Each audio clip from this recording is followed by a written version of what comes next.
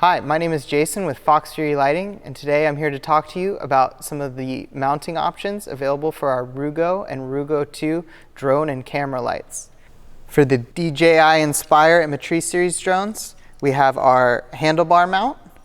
It could be attached to your Rugo with either quarter 20 mount, whether it's the cold shoe or the quarter 20 that's on top.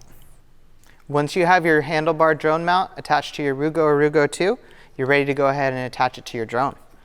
You can easily do so by wrapping the bar with the strap.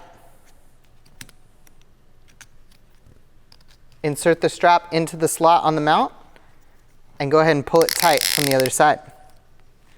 You want to position your light far away enough from the body to not cause any interference, but you'll also want to put it equidistant from your other light on your other side of your body, so that way the weight is evenly distributed. Make sure that there's no clearance issues with any other straps or the mounts. When you're ready to take it off, you could remove the mount by pressing the tab on the back side and feeding the strap back through the slot, and the mount will release. That's all there is to it. Thanks so much for watching. I hope this video helped you out. If you'd like more information, please visit our website. You could reach us via email, phone, or live chat.